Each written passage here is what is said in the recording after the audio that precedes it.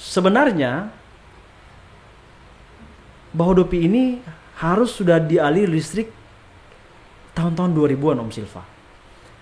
Cuman pada waktu itu, jadi memang kita masih defisit daya sekitar 1,3 megawatt pada waktu itu. Kan listrik ini hanya bantuan dari IMIP. Iya, hanya bantuan dari IMIP Om Silva. Karena kita pada waktu itu mendiskusikan terkait dengan waktu pengantaran. Nah, di IMIP itu kan pengantaran itu ada 2 periode dalam setiap bulan. Periode pertama itu dari tanggal 1 sampai dengan tanggal 15. Periode kedua itu dari 16 sampai 30 atau 31. Nah, kami pada waktu itu meminta jadwal-jadwal yang telah ditentukan di setiap periode itu. Kalau bisa, pada waktu saya bilang diberikanlah kelonggaran. Misalnya hari ini nih Om Silva kita mau masukkan beras misalnya Om Silva, tanggal berapa sekarang? 18 ya? 19. Oke, jadwal masukkan beras tanggal 19, batasnya jam 2 siang. Nah, biasanya kalau di hari itu kita tidak masukkan kuota itu dianggap hangus Om Silva. Nah, padahal sebenarnya kuota yang dimasukkan hari itu tidak juga langsung dimakan pada waktu itu, tidak langsung dimasak juga hari itu. Nah, jadi sangat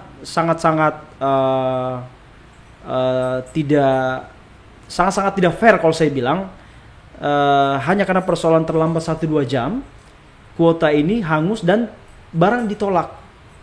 Begitu. Ini kan tidak fair namanya Om Silva. Coba bayangkan beras yang kita bawa masuk yang dari Kendari itu ini sudah dibayar cash Om Silva ini. Nah, kalau kira-kira Om Silva tolak ini kasihan. Bagaimana nih kita ini ya kan? Kita sudah bayar ya. Kita mau kemanakan ini beras? Nah, itu yang kadang birokrasi seperti itu yang menurut kami kurang baik lah ya. Artinya cobalah kita berdiskusi dengan baik, melihat situasi bahwa kita ini kan ini saya sering bilang ke pemerintah. Masyarakat Bahodopi ini hanya bergantung pada keberadaan PT IMIP. Kita tidak bisa lagi bertani Om Silva. Kita tidak bisa lagi jadi nelayan seutuhnya. Ya kan? Karena ya faktor X tadi itu tidak usah disebutkan, ya kan? Nah, kalau kami tidak memanfaatkan kerjasama ini Om Silva, kalau kami tidak memanfaatkan peluang-peluang usaha ini bermitra dengan PT IMIP, kami tidak bisa makan Om Silva. Ya. Pengusaha-pengusaha lokal itu tidak bisa berkembang. Karena yang kita harapkan kerjasama itu hanya dengan PT IMIP, hanya dengan perusahaan itu. Nah, kalau kami juga tidak diberi ruang, ya kan? Sekalipun diberi ruang, tapi dibuat ribet berurusannya dibuat ribet. Nah, kami juga mau bagaimana, gitu. Nah, sehingga memang mungkin ke depan harus ada formula-formula yang sekiranya artinya tidak juga dalam tanda kutip menabrak aturan yang semestinya, tapi cobalah dikaji adalah kebijakan-kebijakan yang harus dalam situasi tertentu kita harus mungkin bisa kita lakukan seperti ini, enggak apa-apa kita lakukan begini, ya kira-kira begitulah Om Silva, supaya masyarakat juga bisa mengais rezeki, bisa bermitra, bisa mencari rezeki di PT ini, begitu. Karena memang ya kita tidak bisa pungkiri bahwa daerah kita ini daerah industri yang semua orang beraktivitasnya berkaitan dengan industri. Usaha-usaha pun juga harus berkaitan dengan apa kebutuhan industri itu. Nah, contohnya tadi masalah supplier. Belum lagi kita bicara masalah LPTKS misalnya. Ya, ini panjang lagi urusannya Om Silva kan, karena ada hal-hal yang menurut kami masih terlalu kaku untuk kemudian kita berurusan dan melihat persoalan begitu. Sehingga ya mudah-mudahan besok-besok orang-orang manajemen Indonesia bisa lebih memperhatikan bagaimana masyarakat yang sedang bermitra dengan PT IMIP bisa lebih lebih gampang, bisa lebih leluasa. Tidak dipersulit lagi. Iya, tidak dipersulit lah untuk berurusan membangun jejaring di dalam dan membesarkan usaha mereka. Kira-kira begitu Om Silva. Terus yang masalah bidang lingkungan ini kayaknya lebih parah lagi yang untuk jadi PR di Kecamatan Bodopi sendiri, masalah sampah ya.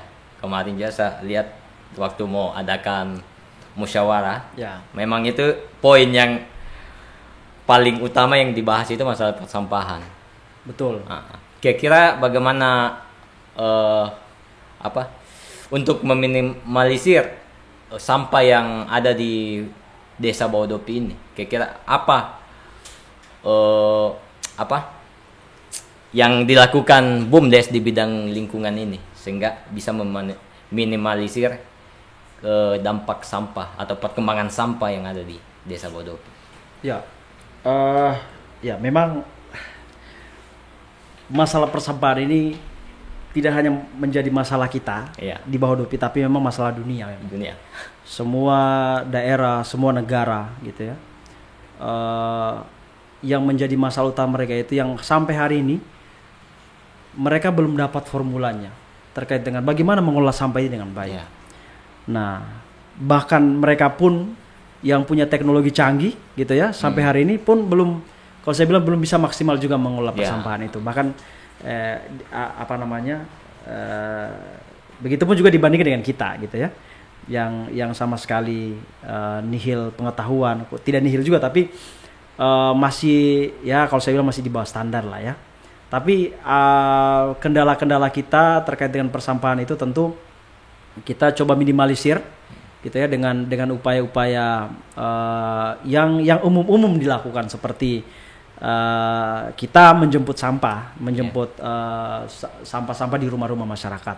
Itu pun sampai hari ini Om Silva itu sudah berjalan sekitar 2 tahunan, belum juga maksimal penjemputan sampah-sampah ini, karena memang kendala kita selain karena keterbatasan armada ya Om Silva, itu juga kita juga terbatas pada orang, tenaga, krunya, betul sekali, tenaganya Om Silva. Karena kalau kita bilang mengurus sampah ini kan ini bukan pekerjaan yang mudah, apalagi mencari orang yang mau bekerja untuk menangani persampahan ini. Susahnya minta ampun. Karena pertama soal gengsi Om Silva. Ya, betul. Soal gengsinya. Orang lebih milih mungkin skop kuli bangunan ketimbang harus mengangkat sampah ini. Jadi memang kalau saya bilang ini pekerjaan yang gampang susah gitu ya. Gampangnya hanya mengangkut sampah. Ya kan, kasih naik di mobil. Susahnya cari orangnya. Karena tadi image-nya ini Om Silva, image jadi petugas kebersihan ini. Makanya kita sebutkan jangan petugas sampah. Jadi menyebutnya itu jangan petugas sampah Om Silva, petugas kebersihan. Ya kan?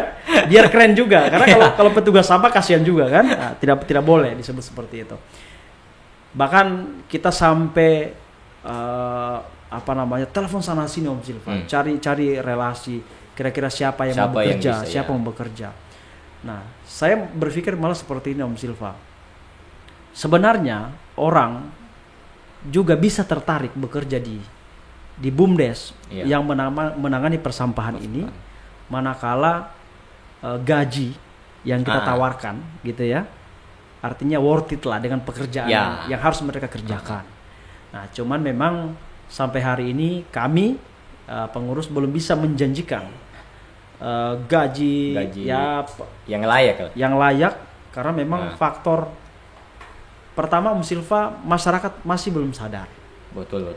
Masih belum sadar bahwa persampahan ini adalah tanggung jawab kita bersama. Nah, kasus yang terjadi di lapangan kadang-kadang orang itu kalau kita datang tagih iuran bayar iuran sampah Om Silva, mereka itu tidak mau bayar Om Silva. Iurannya berapa per bulan Om? Nah, kalau rumah itu Om Silva 30.000, kos-kosan 15.000 Om Silva. Per kamar. Bayangkan, ya kan, kita hanya bayar Rp1.000. Tiap hari sampah kita dijemput. kos-kosan cuma bayar Rp500 Om Silva tiap hari. Ah. Kan kalau kita berhitung-hitung kan, Iya, 15.000. Kalau kita bagi 30 hari, ya dia hanya bayar Rp500 per harinya. Nah, uang segitu kita masih memikir Om Silva. Nah, memang kesadaran masyarakat masih kurang terkait dengan kepedulian pengelolaan persampahan ini. Padahal kalau kita pikir bahwa ini kan sampah-sampah ini kan yang hasilkan kita juga. Iya. Nah, kalau boleh cerita, dulu itu Baho Dopi Om Silva, kalau sampah kita buang di belakang rumah, itu tidak jadi persoalan. Nah, sekarang kalau mau buang sampah di belakang rumah, itu sudah rumah orang Om Silva. Iya, belakang rumah kita adalah depan rumah orang. Halaman rumah orang. Halaman rumah orang. Itu masalahnya sekarang. Nah, paradigma itu belum terbuka sampai hari ini, bahwa saya buang sampah tidak bisa lagi di belakang rumah. Karena di jadi belakang halaman. rumah sudah jadi halaman rumah orang. Nah, makanya kenapa harus betul-betul memang sampah ini sudah harus dijemput di depan rumah-rumah orang, karena tempat pembuangan kita sudah tidak ada Om Silva. Sehingga harus memang dikelola, harus memang dirapikan ini, karena ya tahulah kondisi kita masyarakat sekarang ini dengan banyaknya orang bermukim, sampah-sampah itu juga makin banyak Om Silva. Mungkin kita sudah sering kali bakti sosial gitu ya. Bakti sosial. Saya kadang-kadang geleng-geleng kepala itu lihat hari ini kita bersihkan, malamnya sudah ada lagi Sudah sampah. ada lagi tumpukan. Nah, betul, ini orang ini, aduh, saya kesadaran kadang-kadang tiada. berpikir bahwa kok bisa orang seperti ini hidup di dunia ini gitu kan. Iya, saya sampai mikirnya seperti itu Om Silva. Kok bisa, saya bilang, orang-orang seperti hidup di dunia ini. Paginya lihat orang bersihkan, malamnya sudah dibuang situ Paginya dia lihat kita membersihkan di situ, malamnya dibuang lagi di situ. Saya bilang, aduh, ini parah ini. Saya kadang berpikir, andai saya dapat ini orang Om Silva, tidak tahu apa yang terjadi. Saya bilang, kita penjarakan dia Om Silva. Memang masih, kita masih nihil kesadaran memang, kesadaran masyarakat. Itu lagi kita coba genjot, kita coba mungkin harus ada edukasi yang lebih betul terkait dengan kesadaran pengelolaan sampah Om Silva. Artinya masyarakat, andai masyarakat bisa lebih aware dengan kondisi itu, lingkungannya gitu kan. Ya, betul. Karena kan kalau kita lihat salah satu faktor yang menyebabkan orang sakit gitu ya, menimbulkan penyakit itu kan karena sampah-sampah ini juga. Kebersihan itu. Iya, kebersihan ini. Nah, kalau sampah kita tidak urus dengan baik, kita tidak kelola dengan baik, kita tidak kumpul dengan baik, maka ini jadi sarang penyakit juga. Betul. Nah, orang-orang di tahap ini, sampai tahap ini orang belum sadar. Ya. Nah, sehingga bayar 30.000, bayar 15.000 itu masih berat, masih berat per bulan Om Silva. Padahal kalau kita hitung-hitungan, ya daripada saya sakit gitu ya, betul. hanya karena persoalan sampah 15.000, 20.000, 30.000, ini saya bayar, sampah saya dijemput. Nah, mungkin nanti besok-besok kolaborasi komunitas peduli lingkungan ya, boleh. Kita boleh lagi kayaknya turun aksi bersih-bersih Om Silva ya. Iya. Ya, nanti difasilitasi BUMDes lah. Siap. Iya, karena berbicara masalah sampah itu memang sering kita lakukan aksi, apalagi ini yang parahnya tuh yang sini, lorong simpang pertigaan kecamatan, lorong Pelangi dengan lorong Getor itu. Getor dekat SD 2. Ya, SD situ. Itu kemarin kami dapati paginya kami bersihkan, pas besoknya lagi kami jalan-jalan ke situ. Di situ sudah ada lagi tumpukan, bukan sampah-sampah lagi, tapi ini dimasukkan di karung, dan bahkan kami dapat situ sudah tertumpuk 5 karung. Begitu teman-teman buka, ternyata itu sampah, istilahnya sisa-sisa sayuran dengan ayam potong, apakah itu isi dalam perutnya dengan bulu-bulunya itu. Dan itu kami berpatokan bahwa yang buang sampah ini memang teman-teman yang jualan, karena tidak mungkinlah dari masyarakat sampai sampah sayur begitu banyaknya, sampai isi perut ayam itu sampai begitu, yang anehnya dibuang di situ. Nah, itu yang kurang kesadaran.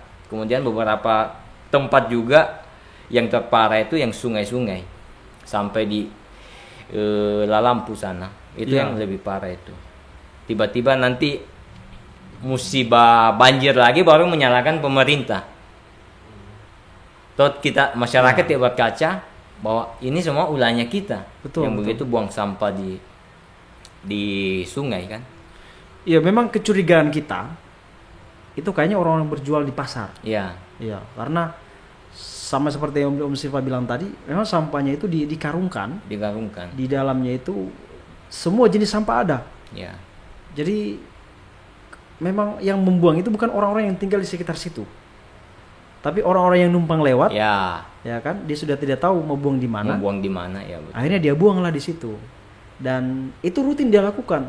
Ya, Karena setiap mungkin dia hari pasar gitu kan, sampahnya dia kumpul karena mungkin dia tidak mau bayar retribusi ya, di pasar. di pasar. Akhirnya dia betul. kumpul sendiri sampahnya, ya dia buanglah di tempat Cari tempat iya, yang sembarang tempat dia buang. tempat. Mm-mm. Sudah kita bicara masalah kerukunan, BUMDes. Sekarang ini yang tertarik saya dari sosok Om Yopi ini, seorang aktivis. Saya sangat salut dengan Janganlah berlebihan. Saya sangat salut dengan Om Yopi ini. Kemarin terakhir waktu pada saat aksi pemadaman lampu. Itu yang sempat saya wow.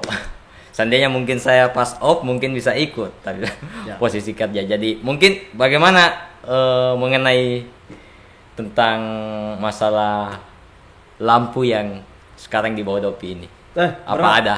Berat kalau kita Ada ngomong perubahan? lampu. Berat kalau kita ngomong lampu. Sekarang alhamdulillah ada perubahan, Om Silva. Ya. Teman-teman tentu juga rasakan bagaimana Ya. perubahannya. Memang kalau saya bilang lampu ini kan sudah jadi kebutuhan primer, saya bilang kebutuhan utama masyarakat. Kalau tidak ada lampu, orang bisa saja kepanasan, saya bilang. Ya. Apalagi kita sekarang, saya malah merasa bahwa kondisi cuaca hari-hari ini sangat berubah drastis. Betul.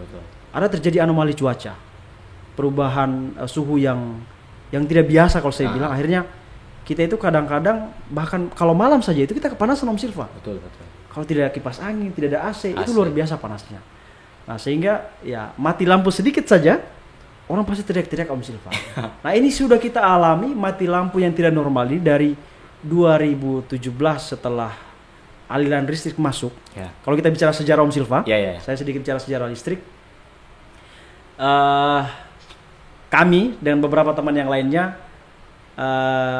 kalau boleh dibilang adalah orang yang ikut terlibat aktif dan punya andil besar dengan adanya listrik di Morowali, khusus di bawah Dopi. Ya.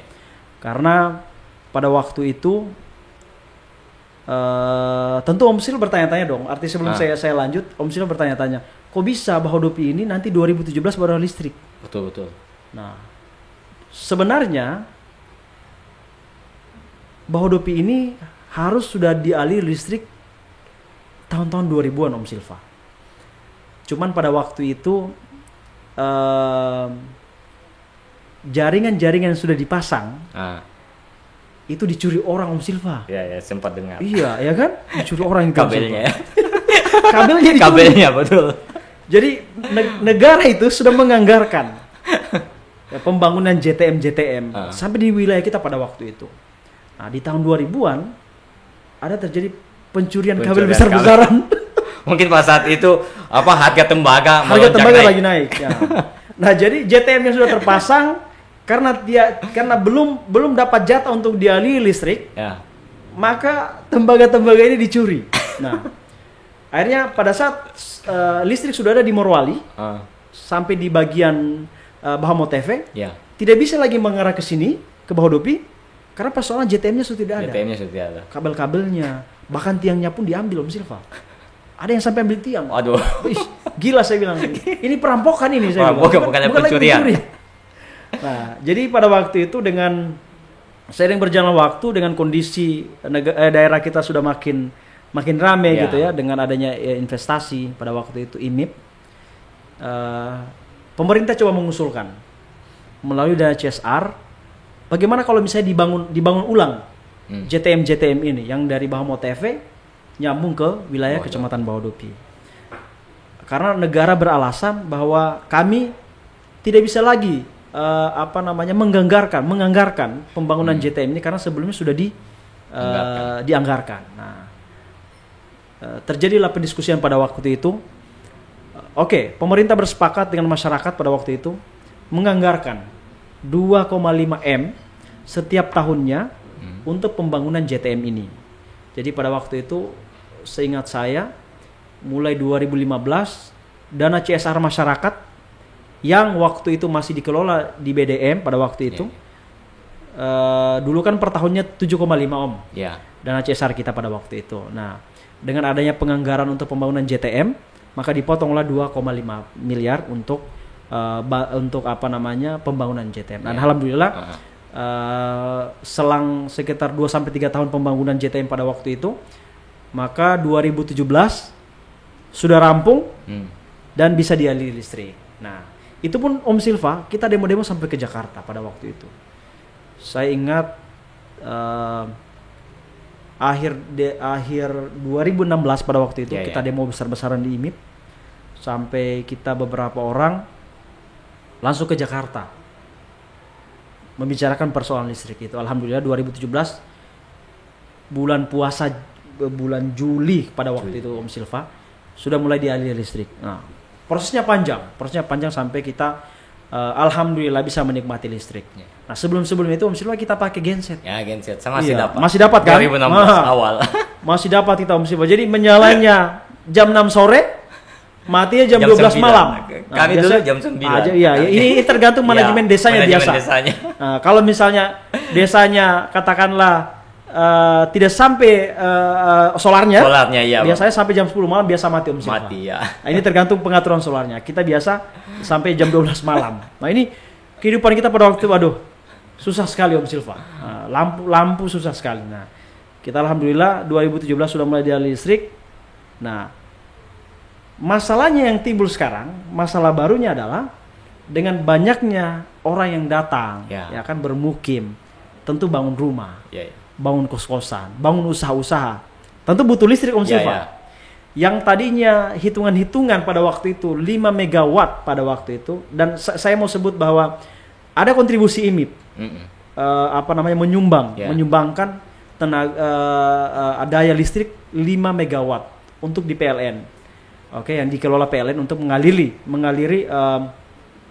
daerah-daerah di wilayah Kecamatan Baudi pada waktu itu. Nah, hitung-hitungannya di 2017 itu Mas Silva, 5 megawatt ini masih bisa dan masih kelebihan spare pada waktu. Ada spare daya yang tersisa untuk mengaliri listrik di wilayah Kecamatan Bahodopi.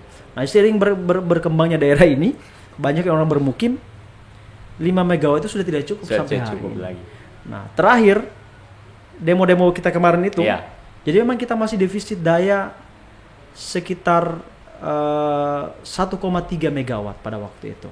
Nah, kenapa sampai ada pernyataan dari kepala PLN pada waktu itu? Tentu Om Silva baca dong.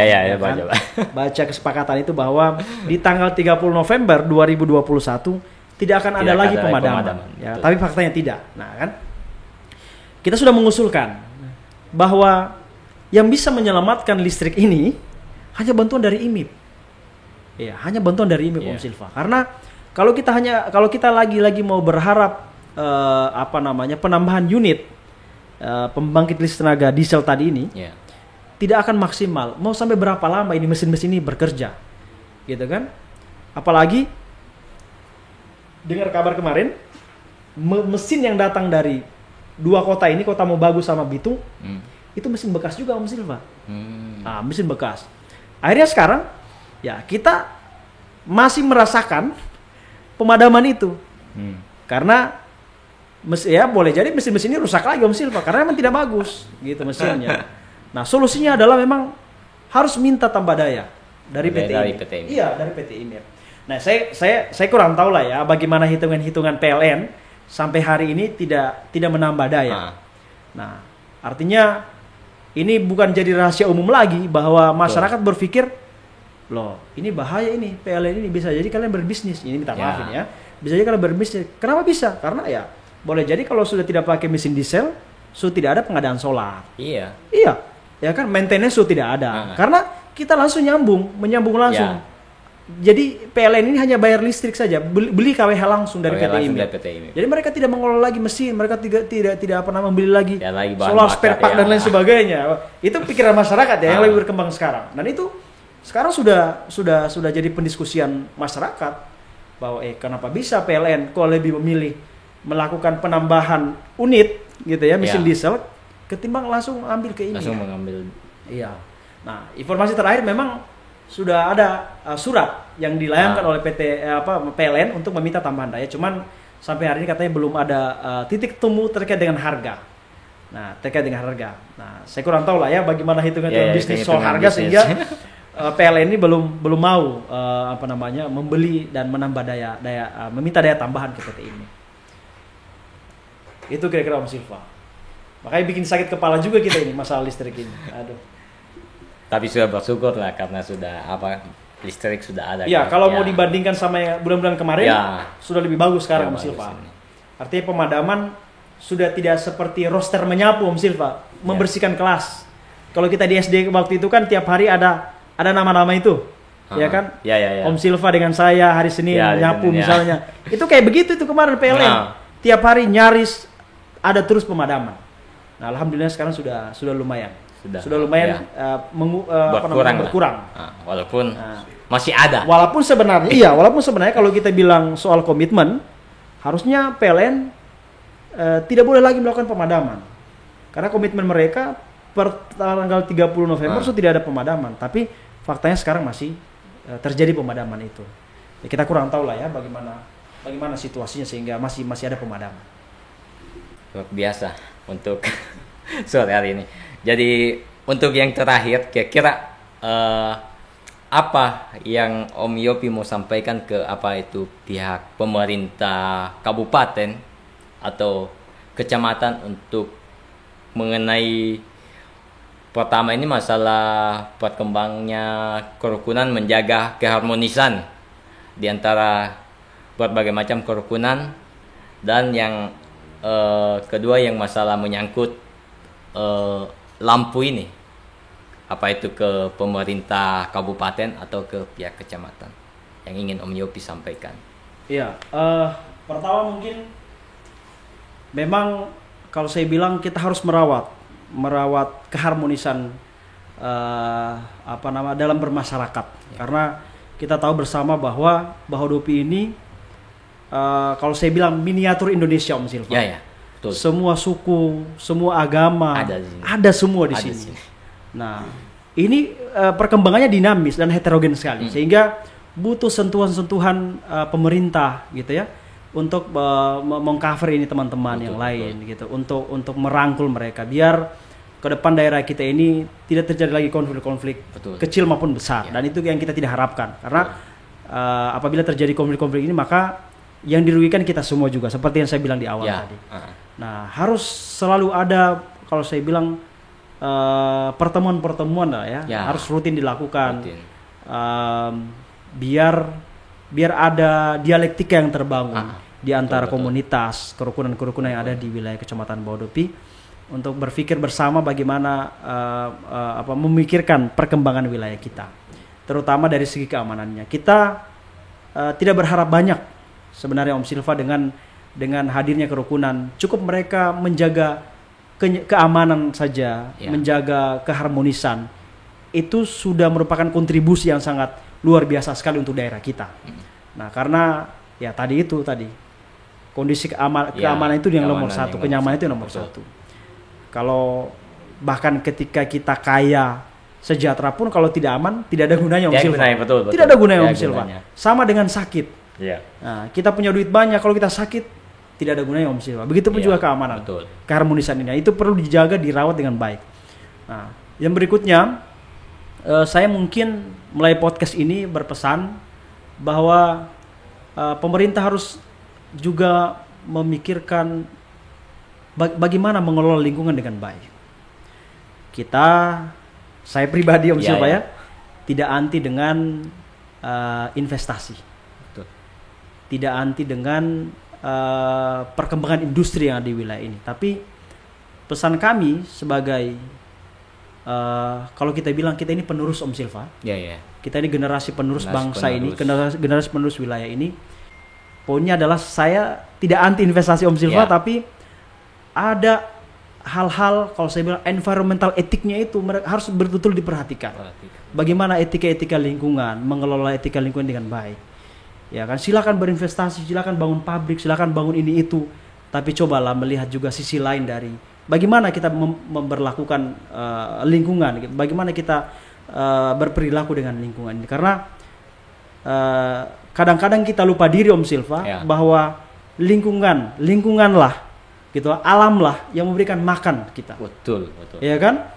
Ini kalau kita bicara lingkungan kena sekali sama Om Silva ini. Karena jiwa kita memang di situ Om Silva. Betul. Ya kan? Jadi betul-betul harus kita perhatikan lingkungan kita Om Silva. Nah, yang berikutnya soal kesejahteraan Om Silva. Ya. Saya hanya meminta gitu ya. Pemerintah harus lebih lebih apa ya kalau saya bilang, memanfaatkan situasi industri yang di wilayah Kecamatan Bahodopi ini dengan mengambil keuntungan sebesar-besarnya untuk kepentingan masyarakat. Sampai hari ini Om Silva, kalau kita bicara listrik, kita belum puas. Ya kan? Kalau saya bilang, jangan kita minta listrik gratis. Ya. Kita minta listrik yang kontinu dan kualitas bagus saja, itu sudah cukup. Ya. Kita bayar Om Silva, tidak usah kita minta gratis, kita bayar. Betul. Nah, belum lagi kita bicara soal sumber air Om Silva. Ya.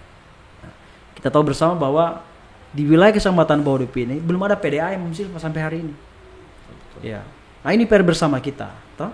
Bagaimana caranya besok-besok pemerintah ya bisalah menyediakan air bersih untuk wilayah kita. Karena saat ini orang masih memanfaatkan sumur-sumur suntik, sumur-sumur bor, sumur-sumur galian.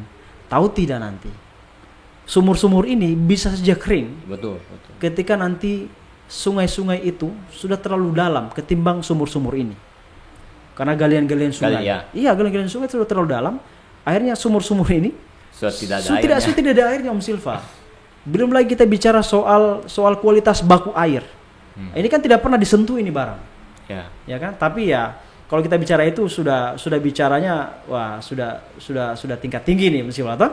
Tapi paling tidak hal-hal yang fundamental seperti ini, kesehatan gitu ya, masalah pendidikan, sosial ekonomi, ya air segala macam, mestinya pemerintah harus menyiapkanlah dengan baik. Karena semua, bukan hanya mereka, kita juga butuh Om Silva itu. Betul. Nah, kira-kira begitu mungkin Om Silva. Ya. Jadi mungkin sampai di sini dulu Om Yop. Terima kasih banyak ini Sama-sama. sudah hadir di podcast. Saya juga terima kasih sudah Bahodopi. diundang di podcastnya Om Silva Corbuzier. Nanti lain waktu kita undang kembali dan membahas lagi tentang tema-tema yang lain. Soalnya masih banyak yang perlu diketahui dari Om Yopi ini. Iya. Kayaknya kalau kita berbicara, kayaknya bisa sampai 2 harian panjang. Nah, jadi mungkin kita sampai sini dulu. Oke, sip. Jadi buat teman-teman yang ingin menyaksikan podcast langsung bersama Om Yopi dan ingin mengenal siapa sih Om Yopi ini, tunggu saja tanggal tayangnya. Tentunya di channel YouTube Bumi Morowali, dan jangan lupa di subscribe, like, comment, and share. Dan jangan lupa follow akun media sosial Bumi Morowali, Instagram, dan akun Facebook. Dan sekali lagi saya ucapkan banyak terima kasih atas kehadiran Om Yopi. Sampai ketemu di lain waktu, dan salam sehat. Terima kasih.